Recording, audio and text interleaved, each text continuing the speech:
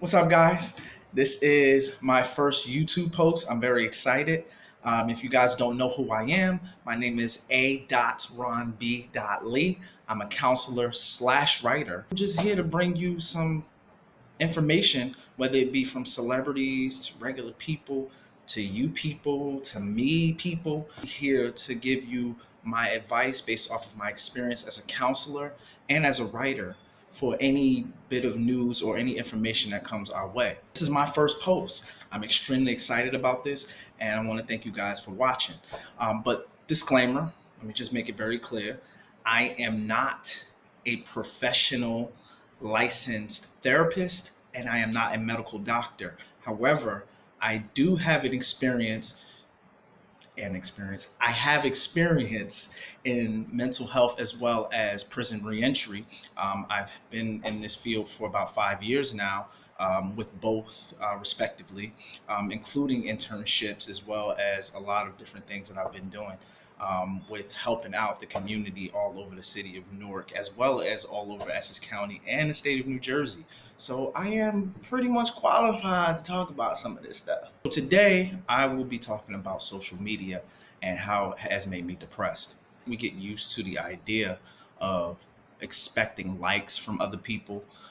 We get used to the idea of going on other people's pages to see what they're doing, whether it be someone we're interested in or whether it be just some regular person that we've really never met. But unfortunately, over time, social media has made some pretty disgusting, uh, I don't want to say disgusting, but it's definitely made its presence really known, um, and shown people how they are able to screw up their lives, really. See, depression is a big thing in the United States. A lot of people suffer from depression. Worldwide, according to the World Health Organization, worldwide, there's about 300 million people who are actually suffering from all different types of depression. I don't want to name them all. It's a few. But I don't think it's important for me to name it all because it all still falls under one umbrella, which is depression. Being that a lot of people are depressed in the United States and as well as worldwide, I do believe that this is something that will help open up the discussion to mental health. With depression, it started for me, I think, once I started my YouTube channel at first initially.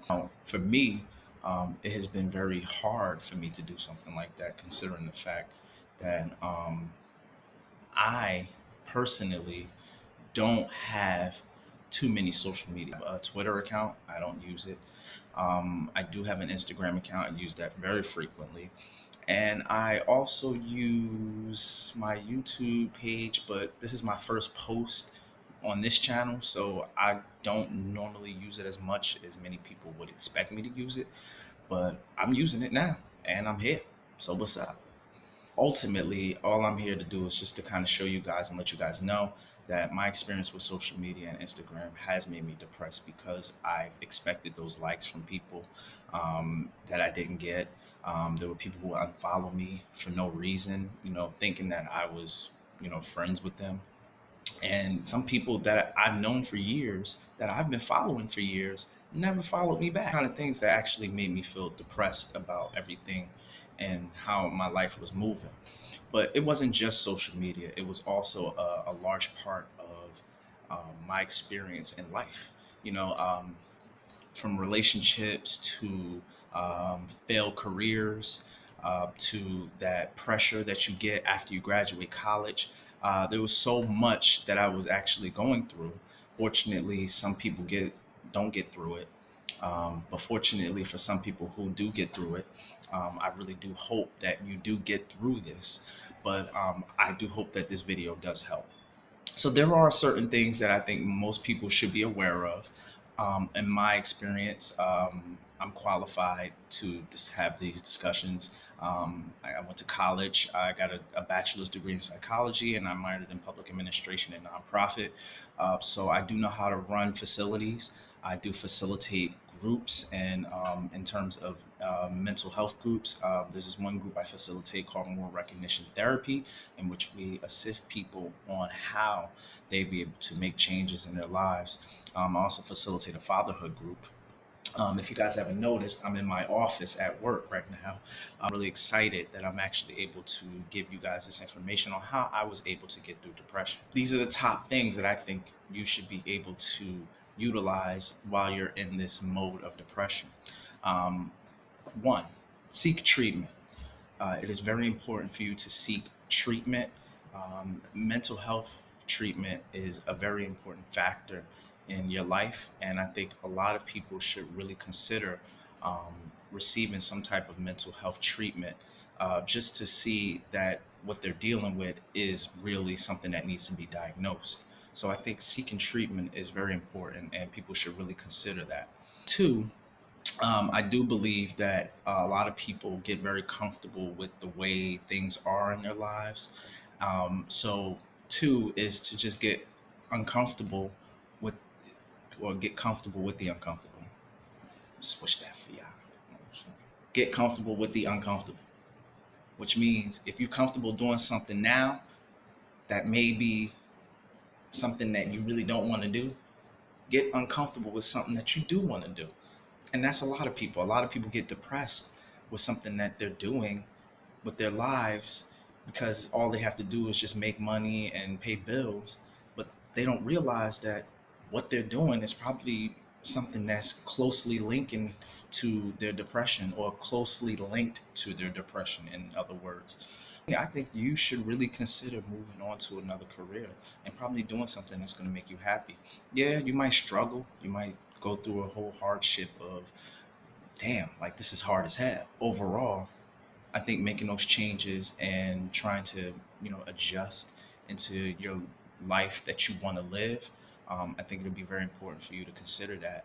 So I think getting uncomfortable with the uncomfortable is very important. So, it's not a lot of people who don't want to get comfortable with the uncomfortable, but there's a lot of people who feel that they want to try it, but they just don't know how to do it. I think everyone's journey is different. So you should definitely try to find your niche in life and go for it. Even if it means struggling, I think that's probably the hardest part of trying to achieve your goals, is the struggle. Three, um, remaining positive. I know it's hard because some people feel like they're obligated to show their emotions when they're upset, or they feel like it's okay to be upset right now, and I'm going to be mad, and I'm going to be mad at you or the world because I have a legitimate reason why I should be mad. That does lead to depression. There are a lot of people who are actually dealing with depression right now who somehow can't see the facts that when you are negative, you are bringing negative energy around to other people. Bringing around negative energy, you are also contributing to your negativity, which makes everyone depressed, including yourself. So, remaining positive, I think, is something that I think a lot of people should consider. Optimism about the world view, and not blaming everybody for your mistakes and your mishaps, I think will be something that you should really look into and consider. Just a thought. I don't know nothing. Again, I'm not a doctor or a licensed therapist, so that's up to you. Fourth, and lastly, take charge of your life. I don't know how else I could say this, but take charge of your life. Take control of the things that you have control over, and learn from your mistakes. Because me being in a situation that made me depressed, it wasn't just social media. I was a new dad. Being a new dad definitely put a hindrance on me. I had bought a new car, and then 3 months later, the car cranked on me. It was a transmission issue. That made me depressed. Um, but then you start thinking about a lot of the things in life that makes us depressed. They have There's ways for that to be controlled. And when there's ways for you to control those aspects of your life, um, in which you learn from your mistakes, like for example, me as a new dad, I didn't know how to handle it. Sometimes I still don't, but as a father, I know we have to take it a day at a time, and we have to be able to pace ourselves and make sure that we are doing everything that we can as men who are new fathers, to make sure that we are taking care of our own, especially if it was something that we would have wanted for ourselves growing up if we didn't have fathers. I had a father, thank God for him.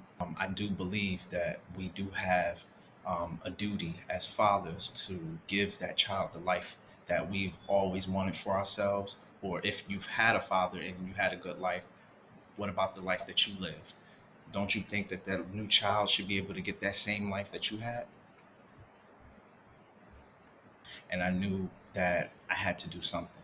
And the only way for me to do something is just to take control over the things that you have control over.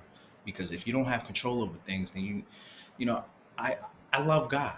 I hate to bring religion in this because I want this to just be as objective as possible in terms of the discussion that we're having in regards to depression. I do have a belief in God, and I do believe that if there's things that are outside of our control, we should just leave the rest to Him. So I do believe that if there's ways for you to cope through that, the best way to cope through that is basically the first three things that I mentioned. Trying to cope with the uncontrollable is going to be very hard, especially if you don't have a spiritual figure. But I do believe that there are a lot of people who do take precautions to make sure that they are controlling every aspect of their lives. And this is a very important thing to discuss. So I do hope people do take control over their lives and, get through depression. Depression is not easy to get over. I sometimes feel like I still deal with it. I do feel that there is a lot in me that I would like to not be depressed, but unfortunately, there's circumstances in life that sometimes we just can't help. That's what I'm willing to do with the rest of my life, is just to take control over it and move on. But if I mention all of these four things that I mentioned, does not you feel like it may not work for you, then you can receive treatment. That's why I said number one is to seek treatment. It's always best to have a conversation with somebody that you don't know, and just kind of lay it out there on the table, and they can just kind of give you a different perspective on life, on how you'll be able to move forward.